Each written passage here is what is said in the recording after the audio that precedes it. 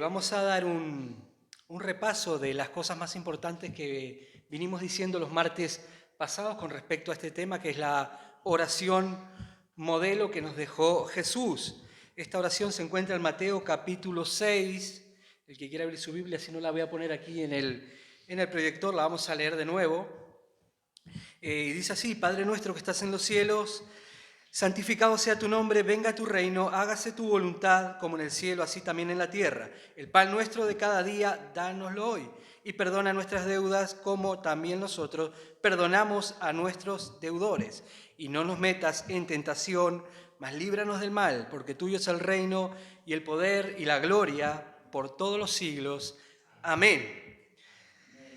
Dijimos que este modelo de oración lo dio Jesús en respuesta a los discípulos cuando estos se acercaron a él y le dijeron: Maestro, enséñanos a orar. Es ahí cuando Jesús les despliega, le da esta oración modelo, el famoso Padre Nuestro. La idea con este modelo de oración no es que la repitamos como una fórmula mágica o un mantra, como hacen ciertas religiones que tienen algún problema y aconsejan, pues reza 20 veces el Padre Nuestro, el problema solucionado. No sirve de esta manera esta oración modelo. Dijimos que esta oración modelo es como una especie de mapa que nos indican las cosas más importantes que deben estar presentes en nuestras oraciones. Nos indica el camino correcto por el cual debemos acercarnos a Dios en oración. Amén. Jesús, antes de dar esta oración modelo, les dice a sus discípulos: cuando oréis, no hagáis como los hipócritas. Ellos aman orar de pie en la sinagoga y en las esquinas. Estas personas les gustaba hacerse ver, todo lo hacían por vanagloria, por orgullo. Oraban delante de los hombres para que estos dijesen: mira qué bien, ora, cuánto sabe de la Torá, de la Biblia, para que los aplaudiesen. Jesús dice: cuando oréis, no hagáis como este tipo de personas. Vosotros oraréis así, dice Jesús. Y les da este modelo de oración que empieza con la frase Padre Nuestro. Como leímos en Primera de Juan 3:2, que dice: amados, ahora somos hijos de Dios. Y esto es una declaración maravillosa. Esto es lo primero que debemos entender cuando nos acercamos a Dios en oración, que no nos estamos acercando a cualquier Dios o a un Dios que necesita que nos acerquemos a Él para aplacar su ira, por ejemplo, sino que nos estamos acercando a nuestro Padre. Amén. Y como hijos de Dios, cuando nos acercamos a Él, tenemos ciertos privilegios que los demás no tienen, que no todo el mundo tiene, porque dijimos que no todos son hijos de Dios, no todo el mundo es hijo de Dios, sino solamente aquellos que han aceptado a Jesús y han creído en su obra redentora. Dice la palabra que estos se convierten en verdaderos hijos de Dios, como leímos en Juan 1:12, que dice así: pero a quienes le recibieron y creyeron en Él, esto es en Jesús, les concedió el privilegio de llegar a ser hijos de Dios. Solamente a través de la fe en Jesús y en su obra redentora en la cruz del Calvario, una persona puede llegar a ser hijo de Dios. Amén. Y como hijos de Dios tenemos ese gran privilegio que es poder presentarnos delante de Dios para orar, que es hablar con Dios, es tener una conversación de padre a hijo, donde nosotros podemos pedirle a Dios, donde nosotros podemos agradecer, donde nosotros podemos confesar nuestros pecados, podemos comentarle a Dios o contarle a Dios nuestros miedos, nuestros proyectos, nuestras ideas. También podemos tener un tiempo donde nosotros delante de Dios intercedemos a favor de nuestros hermanos. Todo esto lo podemos hacer delante de Dios en oración. Amén. Y dijimos también que debemos entender que nuestro Padre Celestial no es como nuestros padres terrenales. Tal vez nuestros padres terrenales nos pudieron fallar, pudieron habernos tratado mal, pudieron haber abusado de nosotros. Dios es el Padre perfecto. Amén. Podemos acercarnos a Él confiadamente, como la Biblia nos invita, que dice: acercaos confiadamente ante el trono de la gracia. Amén. Podemos tener confianza en este Padre Celestial. Él nunca nos va a fallar. Amén. Él siempre va a estar dispuesto a escucharnos. Él es nuestro Padre bueno. Amén. Y nos ama. La oración modelo luego continúa diciendo la siguiente frase, que es que estás en los cielos. Perdón, no había puesto lo de Padre Nuestro. Dice, Padre Nuestro que estás en los cielos. Y algo importante que dijimos es que nuestro corazón, a la hora de ir a Dios en oración y adorar a Dios, también debe estar en los cielos junto a nuestro Padre Celestial. Y nuestro corazón no puede estar junto a nuestro Padre Celestial si las cosas que nosotros más amamos, si las cosas que más nos importan están aquí abajo en esta tierra. Como dice Mateo 6:21, dice, donde esté vuestro tesoro, allí también estará vuestro corazón. A donde esté vuestro tesoro se refiere a las cosas que nosotros amamos más, las cosas que ocupan el primer lugar en nuestro corazón, nuestras prioridades. Ese es nuestro tesoro y nuestro corazón cristiano debe estar más cautivado por las cosas celestiales que por las cosas terrenales. Dijimos que muchos cristianos viven como si el cielo no fuese real. Creen en el cielo, pero viven de una manera como si el cielo no existiese. Les importa más todo aquello que captan con sus 5 sentidos, todo lo que ven con sus ojos carnales, casas, coches, estudio, trabajo, etcétera, etcétera. Todo esto dijimos que no es malo, pero debemos tener presente, como dije, que todo es temporal, todo tiene fecha de caducidad. Todo lo que tenemos, que podamos conseguir en esta vida, nada de esto nos vamos a poder llevar al cielo cuando partamos de esta tierra. Amén. Todo lo que hagamos en Cristo para Dios, todo eso hace tesoros, como dice la palabra, en los cielos. Y todo eso es eterno. Amén. Todo lo que hay aquí en esta tierra es perecedero. Todo va a desaparecer, todo va a ser destruido. Como dijimos, hasta nuestro propio cuerpo va a ser destruido. Así que el cristiano debe tener su corazón en las cosas celestiales más que en las cosas terrenales. Amén. La Biblia habla de las prioridades que debe haber en el cristiano. Por ejemplo, dice Colosenses 3, si pues habéis resucitado con Cristo, buscad las cosas de arriba. También dice Jesús, busca primeramente el reino de Dios y su justicia. También dice la palabra que nosotros somos peregrinos y extranjeros en esta tierra. También declara que nosotros somos ciudadanos del cielo. Aunque estemos en esta tierra, nuestra verdadera ciudadanía como hijos de Dios es el cielo. Amén. Y debemos preguntarnos a menudo, ¿dónde está lo que más nos importa? ¿Dónde está nuestro tesoro? Amén. Si está en la tierra no podemos, si nuestro tesoro está en la tierra, es terrenal, no podemos tener una correcta comunión con nuestro Padre Celestial, porque un corazón terrenal, cautivado por las cosas de esta tierra, no puede recibir todas las cosas celestiales que Dios tiene para nosotros. Amén.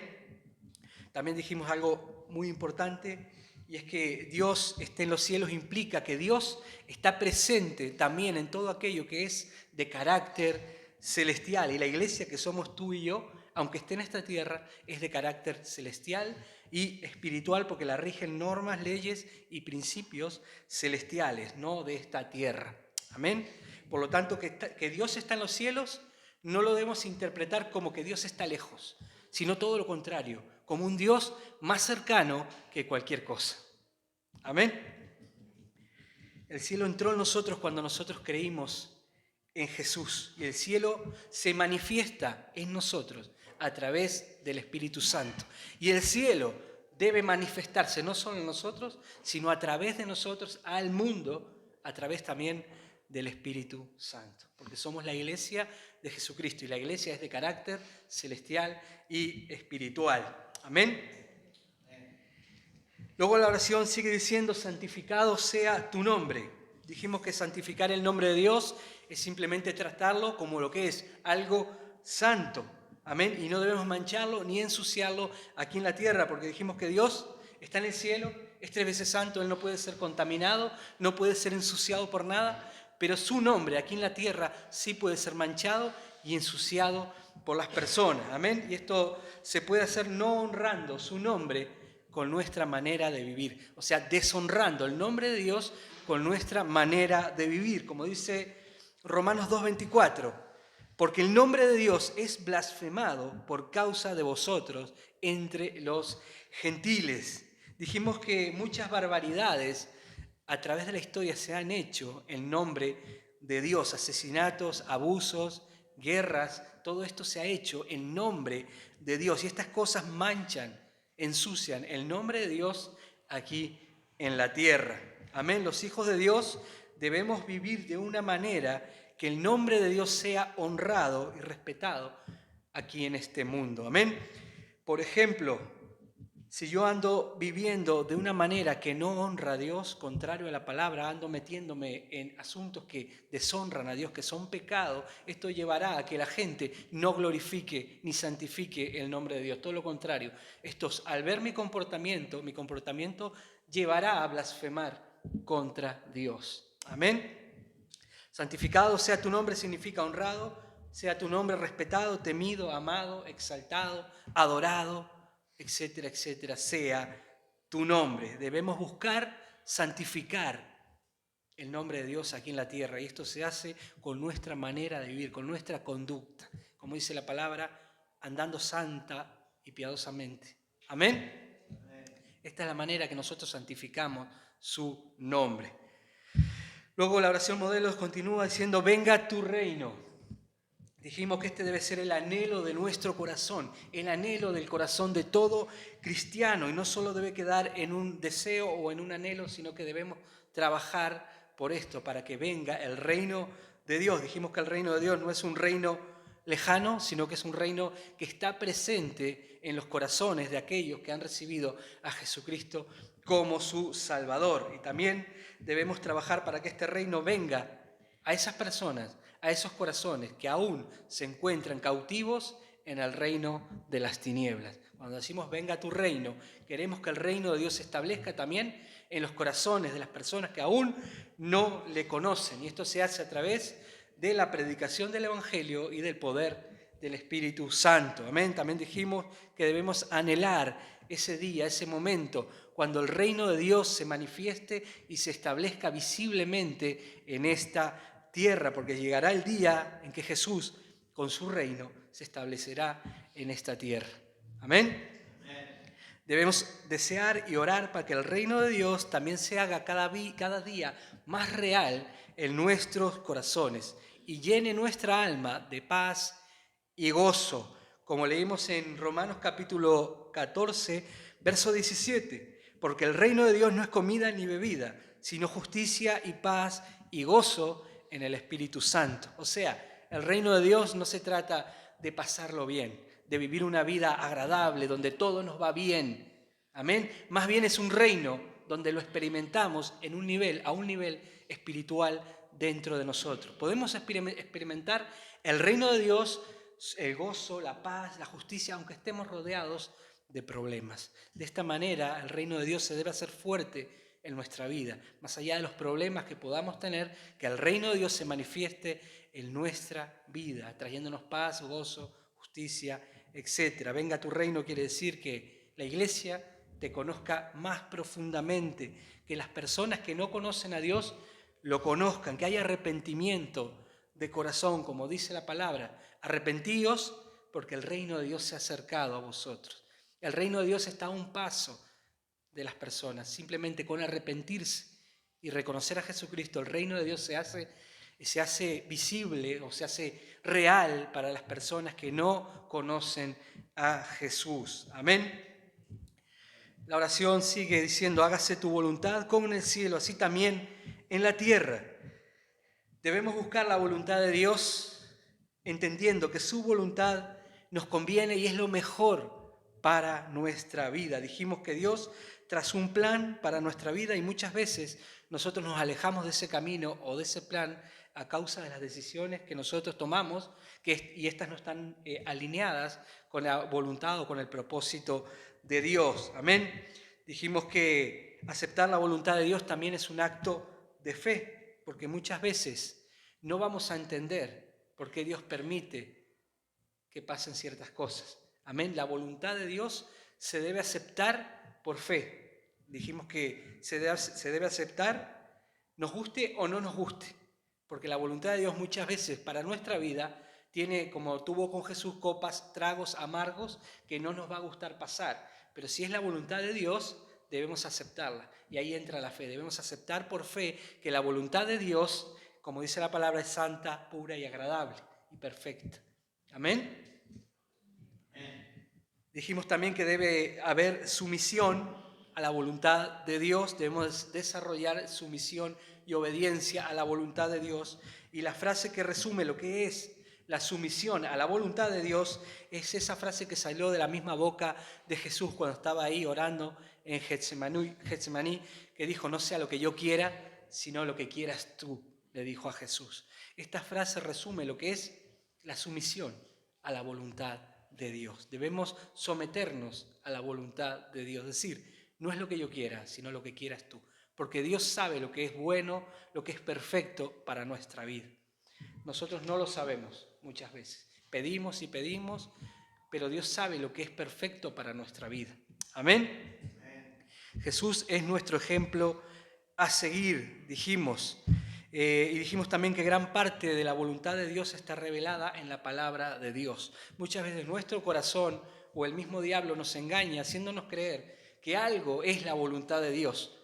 Debemos examinar si eso que estamos recibiendo está con la palabra de Dios, va de la mano de la palabra de Dios o no. Si no va de la mano, si no está de acuerdo con lo que dice la palabra de Dios, eso no es la voluntad de Dios. Amén. Porque la voluntad de Dios, gran parte de la voluntad de Dios está revelada en su palabra. En su palabra vemos lo que Dios quiere, lo que Dios no quiere, lo que Dios permite, lo que Dios no permite. Muchas veces decimos, bueno, Dios me reveló que yo debo hacer tal cosa, o viene uno y te dice, bueno, el Señor te dice, todo debemos someterlo a la palabra de Dios. Escudriñar a ver si realmente eso está de acuerdo o en sintonía con la palabra de Dios. Amén.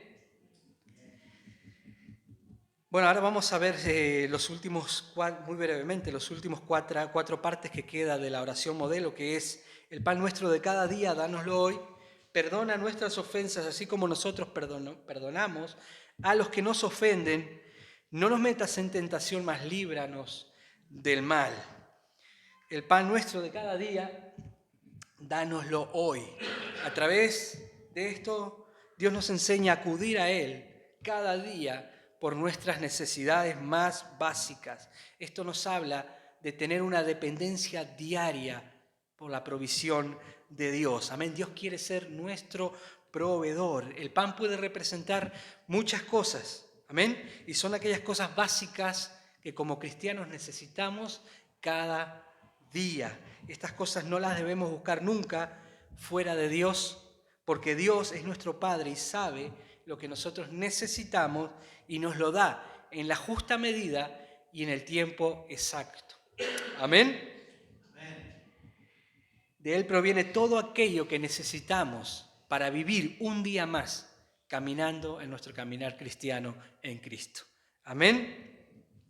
Pero, ¿por qué debemos pedírselas? Dios no sabe lo que nosotros necesitamos, Él sabe lo que yo necesito hoy. Entonces, ¿por qué yo debo ir y pedírselas a Dios? Porque al pedir nosotros estamos declarando, estamos reconociendo que tenemos escasez, que estamos dependiendo de Él, que no tenemos lo suficiente. Amén. Cuando nosotros pedimos, estamos diciendo que no tenemos. Amén. Y cuando pedimos a Dios, estamos reconociendo que Dios es la fuente de todo aquello que nosotros necesitamos. Por eso Dios quiere que desarrollemos el pedir. Dios quiere que le pidamos, que vayamos ante su trono y le pidamos todo aquello que nosotros necesitamos para seguir caminando en este caminar cristiano, ya sea en fuerza, ya sea algo físico, ya sea algo material, ya sea algo espiritual, todo aquello que nosotros necesitamos día a día para seguir en los caminos del Señor, Dios nos lo da en la justa medida y en el tiempo correcto. Amén. Luego la oración modelo dice: perdona nuestras ofensas como nosotros perdonamos a los que nos ofenden. La palabra habla muchísimo acerca del perdón de Dios hacia nosotros y del perdón que nosotros debemos ejercer hacia el prójimo. La Biblia habla muchísimo, podría escribir un mensaje entero acerca del perdón, pero voy a mencionar solamente un punto: y no podemos venir ante Dios y pedirle perdón por nuestros pecados, por nuestras ofensas, si nosotros no estamos dispuestos o no sabemos perdonar a nuestro hermano que nos ha ofendido. Esto lo debemos tener muy claro, es muy clara la Biblia acerca de este tema, como dice Mateo 6, pero si no perdonáis a los hombres sus ofensas, tampoco vuestro Padre os perdonará vuestras ofensas. Estamos llamados a reflejar el carácter de Cristo y vemos que una de las cualidades del carácter de Cristo era que Él era perdonador, Él sabía perdonar, Él siempre estaba dispuesto a perdonar. Amén. Dice Marcos 11, 25, y cuando estéis orando, perdonad, si tenéis algo contra alguno, para que también vuestro Padre que está en los cielos os perdone a vosotros vuestras ofensas, porque si vosotros no perdonáis, tampoco vuestro Padre que está en los cielos os perdonará vuestras ofensas.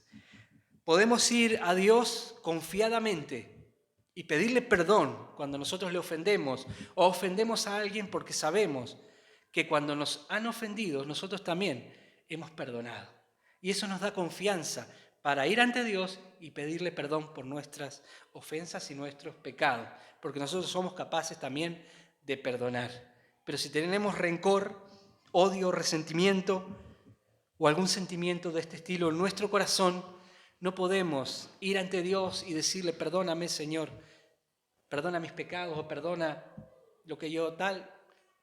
Dios no nos va a escuchar, porque nosotros no somos capaces de perdonar a nuestros hermanos. Amén. Nuestras oraciones tal vez no sean contestadas, tal vez sean escuchadas por Dios. Dios escucha nuestras oraciones, pero Dios va a esperar y va a guardar esa oración hasta el momento que tú aprendas a perdonar. Muchas veces se van acumulando contestaciones de parte de Dios, no vemos la respuesta y luego Dios nos revela que debemos perdonar a tal persona. Vamos, perdonamos, ejercemos el perdón y vemos que muchas bendiciones caen sobre nuestra vida. Y ahí Dios nos enseña una lección, que Él no contesta las oraciones cuando hay rencor, odio en nuestros corazones. Amén. Eso es un sentimiento que no puede estar presente en el corazón de un hijo de Dios, de un cristiano. Resentimiento, odio, amargura, etc. Amén. Luego sigue así, no nos metas en tentación. Y lo primero que debemos entender es que Dios no nos tienta. Dios no tienta a nadie, dice la palabra. Dios no nos pone la trampa delante para que nosotros caigamos en la tentación. Dice Santiago 1, capítulo 1, verso 13. Cuando alguno es tentado, no diga que es tentado de parte de Dios, porque Dios no puede ser tentado por el mal, ni Él tienta a nadie, sino que cada uno es tentado cuando de su propia concupiscencia es atraído y seducido. El diablo y nuestra naturaleza pecaminosa, nuestra concupiscencia, es la que nos tienta. Amén. Dios nunca nos va a tentar con el mal. Cuando decimos no nos metas en tentación, estamos diciendo, Señor, no permitas que yo ceda ante la tentación, no permitas que yo sea tentado más de lo que yo pueda soportar. Amén, dame una salida cuando yo esté frente a una tentación. Como dice 1 Corintios 10, no os ha sobrevenido ninguna tentación que no sea humana, pero fiel es Dios que no os dejará ser tentados más de lo que podáis resistir, sino que dará también juntamente con la tentación la salida para que podáis soportar. Pero como todas las cosas, Dios quiere que nosotros le pidamos a Él. Pidamos que Él nos libre de la tentación. Amén, que Él nos dé fuerzas cuando en algún momento seamos tentados. Amén, no nos metas en tentación. Dame una salida. Amén. Con nuestras propias fuerzas humanas no podemos luchar contra el diablo, no podemos luchar contra nuestra propia naturaleza pecaminosa, no podemos luchar contra nuestra propia concupiscencia. Necesitamos que Dios nos ayude, que Dios nos libre, que Dios nos dé las herramientas para poder librarnos de esos momentos de tentación. Amén. Por eso debemos pedirle a Dios cada día que Él nos dé la victoria contra la tentación. Y acaba la oración diciendo, mas líbranos del mal. Si hay algo que está presente en cada rincón del universo, es el mal. Está presente aún en nuestro propio corazón. El mal lo llena todo. Amén. Y Dios nos libra del mal dándonos una infinidad de recursos o herramientas, nos da sabiduría, amor, poder, santidad, etcétera, etcétera. Dice Romanos 12, no seas vencido por el mal, mas vence el mal con el bien. Podemos vencer cualquier tipo de mal haciendo el bien, viviendo y expresando el fruto del Espíritu Santo en nuestra vida. Amén. Es Dios quien vence el mal en nosotros a través del Espíritu Santo.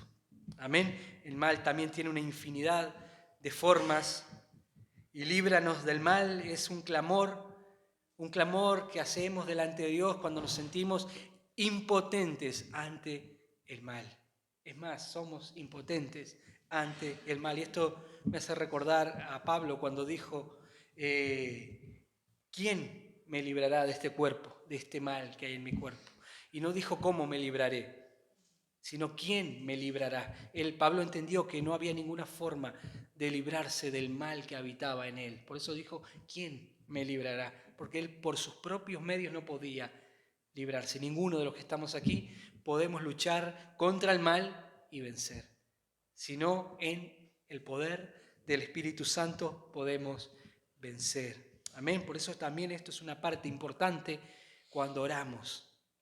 Amén. Y la oración modelo termina diciendo, porque tuyo es el reino, el poder y la gloria por todos los siglos. Reconocemos que ese reino que se manifiesta en la iglesia tiene un rey, y ese rey es Jesucristo. Y ese rey es poderoso para darnos todo aquello que nosotros pedimos, para que nos libre del mal, para librarnos de la tentación, para darnos todo aquello que necesitamos, ese pan diario que necesitamos cada día. Él tiene poder para darnos todo eso.